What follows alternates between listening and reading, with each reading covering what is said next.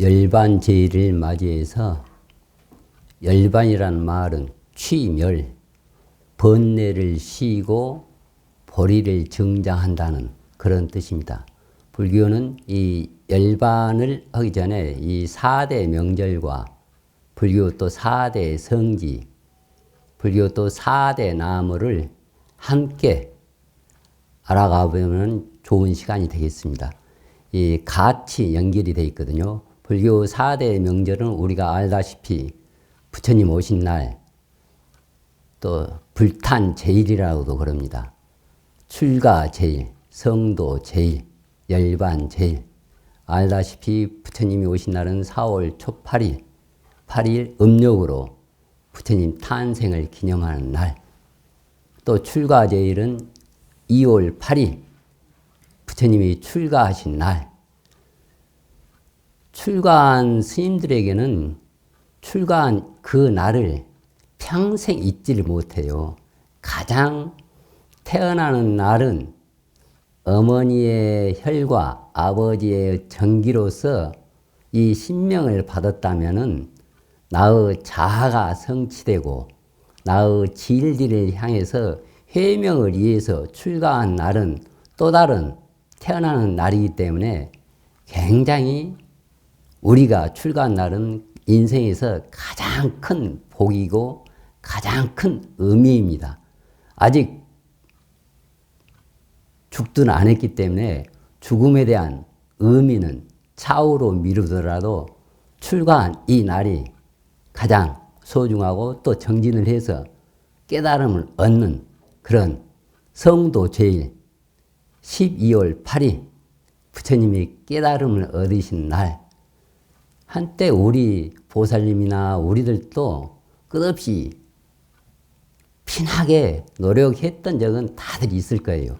그것이 깊게 오랫동안 넓게 가지 못했기 때문에 좀 서운한 감이 있지만은 한때는 다 누구 못지않게 치열하게들 공부를 했을 겁니다. 열반제일, 부처님이 열반에 드신 날, 이 4대 육신이 소멸되는 그것을 사전적인 풀이로는 열반이라고 그러지만은 화엄경의 도리로는 생사즉 열반이라고 그럽니다. 번뇌와 보리가 둘이 아니라듯이. 그리고 이제 불교 4대 성지, 룸비니, 부처님이 태어나신 곳, 부다가야, 성도하신 곳, 사르나트, 녹야원이죠. 처음으로 설법하신 초전 법륜지, 쿠시나가라, 인멸하신 곳, 그리고 또 나무도 굉장히 상징성이 있는 나무가 있어요. 무수나무. 룸비니 동산에서 마야 부인이 시달타를 낳으실 때 잡으셨던 나무. 그리고 잠부수나무.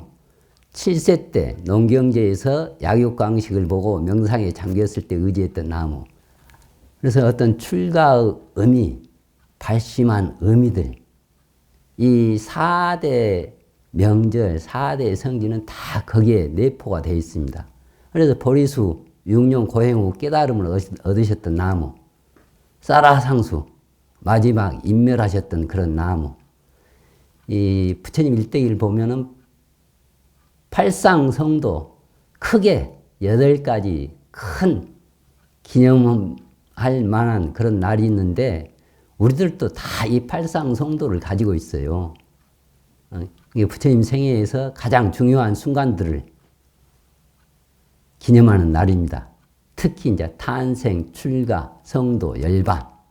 이게 불교 목적은 딱 2가지입니다. 84,000 법문이 있지만은 천상천하 유아독존. 나는 부처이다. 그 내가 부처가 되는 방법을 84,000 법문으로 말씀하신 거예요. 그리고 삼계계고 아단지, 욕계, 색계, 무색계, 고통받는 중생을 모두 다 제도하겠습니다. 이게 불교는 뭐냐면 내가 부처가 되자. 남도 부처로 만들자. 딱 2가지 목적이에요. 내가 부처가 되는 방법 84,000가지, 84,000 법문. 남도 부처로 만드는 방법 84,000가지의 또 84,000 법문. 딱. 부처님이 뭐 태어나자마자 이렇게 중국어를 하셨겠어요? 그렇지, 뭐, 상징성이에요. 아, 내가 부처가 되자. 남도 부처로 만들자. 그 다음 이제 부처님이 출가하실 때 보면은 기본적으로 우리가 이제 생로병사 또는 모든 사물이 생주이멸하는 것. 이게 가치가 하거든요. 생로병사, 생주이멸, 성주괴공. 이 사물은 머물고 변화하고 또는 이게 생기고 머물고 변화하고 소멸하는 네 가지 현상이나 상태. 그것이 생주이멸이고 성주괴공은 우주가 생멸을 되고 생성되고 존속되고 무너지고 공무로 돌아가는 것. 이게 인간의 개인적으로 보면은 생로병사이고 어떤 사물은 생주이멸하는 것이고 우주 밖에 얘는 성주괴공하는 것. 근데 이제 성주괴공은 우리가 잘 느끼질 못하지만은 유심히 보면 이 생로병사, 생주이멸, 성주괴공이 따로따로 있는 것 같지만 함께 가는 겁니다. 그리고 이제 출가제일 부처님이 출가하시는 그런 모습. 저도 개인적으로는 첫 출가한 머리를 개인적인 이야기이지만은 저는 부친이 머리를 깎아주셨는데 제가 이제 출가하고 6년 만에 처음으로 집에 갔었는데 그 책상 위에 그 머리카락이 그대로 있더라고요.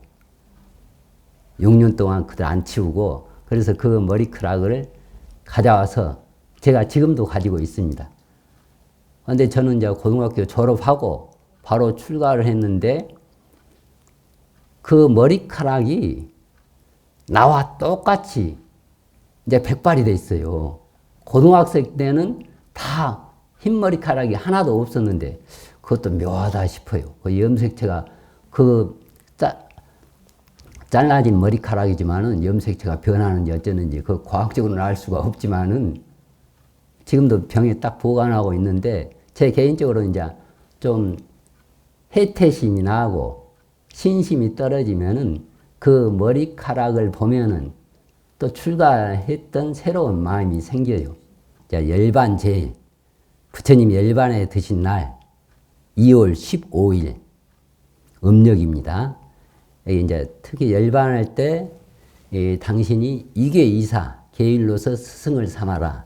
또 자등명, 법등명 자기 스스로 자신을 스스로 등불로 삼고 법을 등불로 삼아라.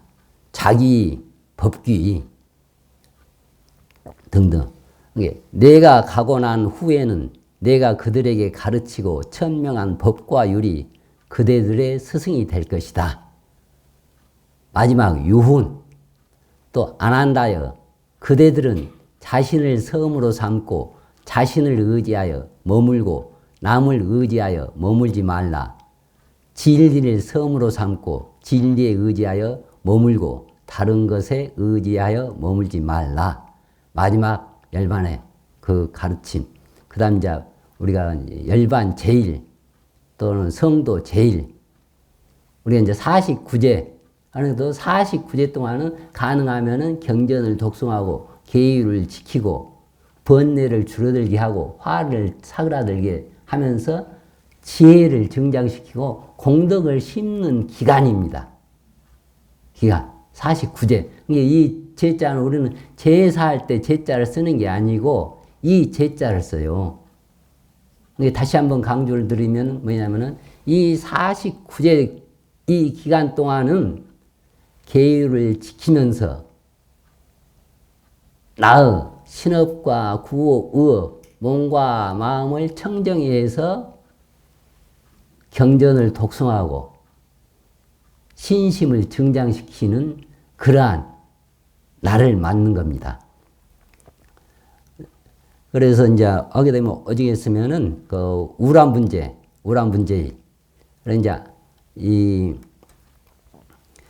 목련존자가 그렇게 신통이 자제하더라도 목련존자의 어머니를 이제 구제하는 게 여러 그때 이제 특히 이제 우람분제는 이제 7월 백중 7월 15일 이제 하한거를 결속한 날에 그동안 하한거 동안 스님들이 공부를 하셨으면 그 스님들을 모셔다가 독송을 하고 음식 공양을 해서 그러한 복을 베푼 다음에 우람분제일 이 어머니를 천도를 시키는 이게 우람분제이란 말은 다른 말은 어떤 거꾸로 매달린 고통스러운 유정의 삶을 바로잡는 일, 이게 지옥 고통받는 중생들을 이게 죄는 다스린다는 뜻, 어떤 자기의 욕심, 육정, 육진, 탐진치를 다스려서 온갖 그러한 번뇌를 끊고 지혜를 증장시킨다. 그리고 지금 이제 여기는 사전적인 풀이였고요. 그 다음. 그리고 이제 제가 생각하는 이제 열반의 의미는 여기에 이제 보면은 우리 이제 스님들 장삼과 가사가 있거든요. 우리는 가사를 수할 때 외에는 개성이 있습니다. 예, 선제 해탈복이여 무상복전이로다. 아금 정대수하노니 세세상 득피하여지이다. 옴 도바도바 사바하. 옴 도바도바 사바하 하면서 이게 삭발할 때는 삭발하는 개성 절집 보면은 지금 이제 행자 교육을 하고 있는데 말 그대로 먹는 그래서 싸는 방법까지 다 가르치거든요. 먹는 바루공양에서부터 바루를 내리는 자복에 앉은 개성, 또 펼 때는 펴는 개성, 또 정되면 정대 개성, 씻을 때는 씻는 개성, 각각. 그리고 또